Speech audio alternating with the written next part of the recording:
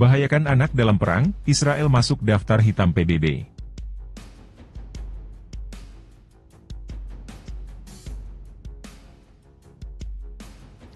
This means a concentration of efforts of all entities without obstacles, without limitations from the Israeli side.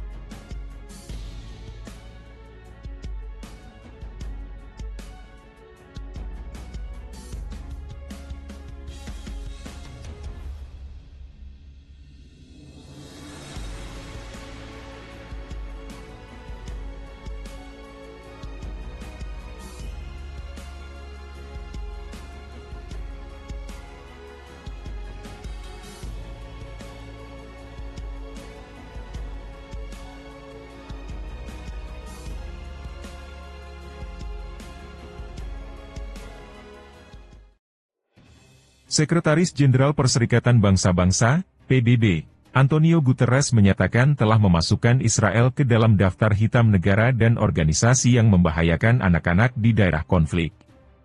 Guterres mengatakan bahwa dirinya telah memberitahukan keputusan tersebut kepada Atase Pertahanan Israel di Amerika Serikat Mayor Jenderal Hidai Silberman. Menurut laporan surat kabar Israel, Yediot Ahronot, upaya sekuat tenaga Israel untuk membujuk Guterres supaya tidak memasukkan Israel ke daftar hitam tersebut gagal. Televisi Israel Channel 13 juga melaporkan hal ini.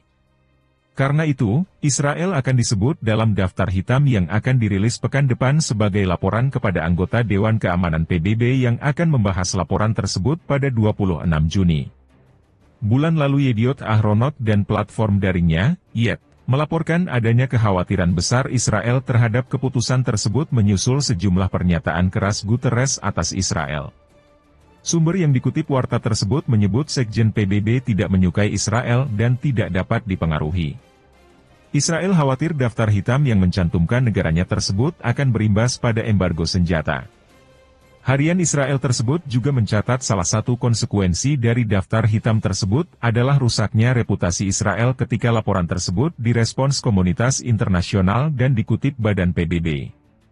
Sebelumnya, entitas yang tercantum dalam daftar hitam tersebut adalah negara-negara seperti Afghanistan, Mali, Myanmar, Somalia, Sudan, Yaman dan Suriah serta organisasi teroris seperti Al-Qaeda, ISIS, Al-Shabaab dan Boko Haram. Laporan yang ditulis oleh perwakilan khusus PBB untuk anak dan konflik bersenjata Virginia Gamba tersebut akan merangkum peristiwa tahun 2023 termasuk meningkatnya insiden korban jiwa anak akibat agresi Israel ke jalur Gaza sejak Oktober 2023.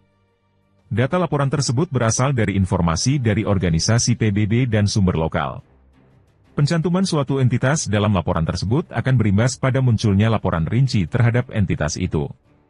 Dengan demikian, perwakilan khusus PBB tersebut akan membuat laporan spesifik terkait Israel yang akan mereka sampaikan kepada DKPBB. Walau begitu, laporan tersebut tidak eksplisit menyebut Israel atau militer Israel, tapi hanya menyebut pasukan keamanan Israel.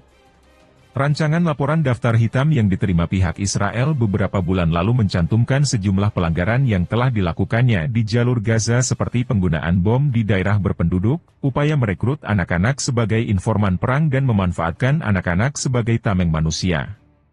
Agresi Israel ke jalur Gaza yang tak kunjung berhenti sejak 7 Oktober 2023 telah menyebabkan 36.654 warga Palestina termasuk 15.500 anak-anak dan 10.300 wanita terbunuh dan 83.309 lainnya cedera. Meski demikian, jumlah tersebut kemungkinan besar bertambah karena ribuan korban lainnya masih terjebak reruntuhan bangunan dan belum dapat dievakuasi akibat ancaman serangan Israel.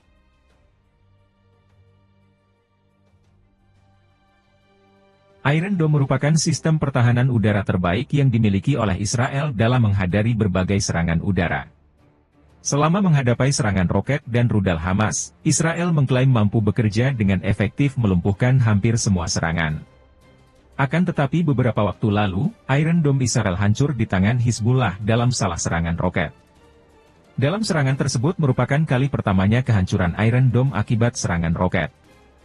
Adapun Iron Dome yang hancur berada di pos terdepan Israel di Ramot Naftali dekat perbatasan Lebanon. Dari informasi yang beredar, Iron Dome berhasil dihancurkan oleh salah satu rudal lansiran Iran yang dinamai dengan Almas. Sedangkan IDF hingga saat ini masih belum mengomentari terkait dengan hancurnya Iron Dome akibat serangan roket Hizbullah tersebut. Tentu saja keberhasilan Almas menghajar Iron Dome menjadi salah satu penyemangat bagi Hizbullah dalam penyerangannya ke wilayah Israel. Selain menggunakan Almas, Hizbullah juga telah mulai meluncurkan untuk pertama kali rudal terbaru yang dikirimkan oleh Iran. Rudal yang dinamai Sayad 2 ini digunakan oleh Hizbullah dalam menghadang pesawat tempur F-16 Israel di Mayadeen. Penggunaan rudal ini menyusul serangan udara yang dilakukan oleh Israel ke wilayah Lebanon dan serangan terbaru dilancarkan ke wilayah selatan Lebanon pada Kamis pagi. Menurut media Lebanon, pesawat Israel saat ini mengebom kota Beit Yahoun di Lebanon Selatan. Selain itu Israel juga menyasar daerah sekitar kota Al-Adisa, Kunin dan Sadikin. Tidak hanya itu, pihak Israel juga mengatakan jika sebuah roket jatuh di Kiryat Shmona di Israel Utara pada Kamis malam yang merusak beberapa fasilitas publik dan rumah warga. Dalam menghadapi serangan Hizbullah, Israel memanggil 50.000 tentara cadangan tambahan sebagai persiapan. Hizbullah pada Selasa 4 Juni lalu juga menghajar habis-habisan wilayah dataran tinggi Golan yang menyebabkan kebakaran hebat. Serangan rudal juga menargetkan pertemuan pasukan militer Israel di wilayah utara Palestina yang diduduki. Permukiman Israel di Baraem di wilayah pendudukan utara adalah target lain serangan Hizbullah pada hari Selasa. Dalam serangan ini diinformasikan bahwa sebanyak 17 tentara Israel terluka dalam operasi perlawanan selama 24 jam terakhir.